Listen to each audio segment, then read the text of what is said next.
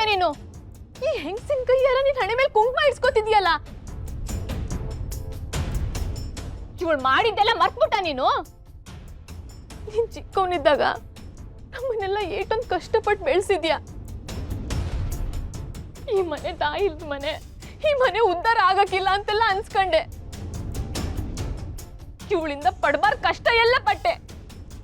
4 ಜನ ತಂಗೀರ್ನ ನಿನ್ನ ಹೆಗಲ್ ಮೇಲೆ ಹೊತ್ಕೊಂಡು ಒಂದ್ ದಡ ಸೇರ್ಸಿದೆ. ಆಗ ಎಲ್ಲಿದ್ರು ಇವಮ್ಮ?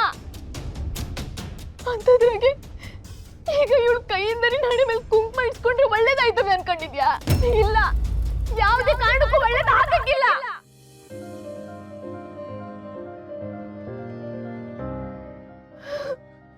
ರಾಣಿ ರಾಣಿ ಕೂಗಾಡಬಾರ್ದವ, ಕೂಗಾಡಬಾರ್ದು.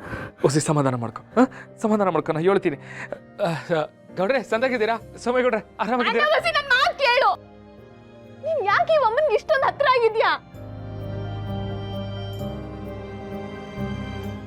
ರಾಣಿ ಪ್ಲೀಸ್ ಸ್ವಲ್ಪ ಸಮಾಧಾನ ಮಾಡ್ಕೊ. ನನಗೂ ಮಾತಾಡಕ್ ಬೇಡ ಪ್ಲೀಸ್. ಇಲ್ಲ ಅದಕ್ಕೆ, ನೀನು ಅಣ್ಣನ್ ಈಗಿಂದ ನೋಡ್ತಿರೋಳು, ಆದ್ರೆ ನಾನು ಚಿಕ್ಕ ವಯಸ್ಸಿಂದನೂ ಅಣ್ಣನ್ ನೋಡ್ತೀವ್ನಿ. ಇವಾಗ ನಾನು ಇಷ್ಟೊಂದು ಕೂಗಾಡ್ತಿದ್ದೀನಿ ಅಂದ್ರೆ ನಿಮ್ಗೆ ಆಶ್ಚರ್ಯ ಅನ್ಸ್ಬೋದು, ಆದ್ರೆ ಅಣ್ಣನ ಕಷ್ಟ ನಾನ್ ಹತ್ರದಿಂದ ನೋಡಿವ್ನಿ. ಆ ಕಷ್ಟಕ್ಕೆ ಈ ಹೆಂಗಸೇ ಕಾರಣ.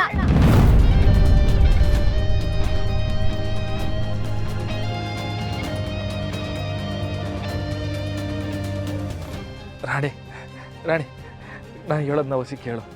ಆಮೇಲೆ ಕುಂತ್ಕೊಂಡು ಎಲ್ಲ ಮಾತಾಡೋಮ್ಮ. ಬಂದೇಟ್ಗೆ ಜಗಳ ಮಾಡಬಾರ್ದವ, ಮಾಡಬಾರ್ದು. ಹೋಗ್ಲಿ ಬಿಡು. ನೀನ್ ಬಿಡು ಅಂದ್ರು ನಾನು ಬಿಡಕ್ಕಿಲ್ಲ ಅಣ್ಣ.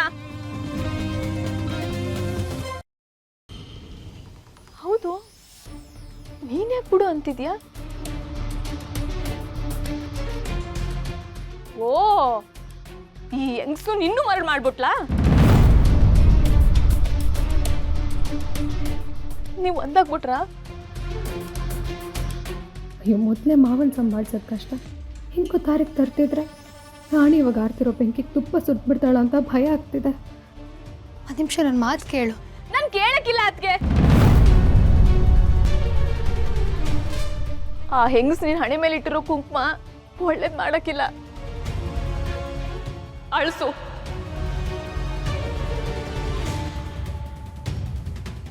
ಅಳ್ಸಣ್ಣ, ಅಳ್ಸು.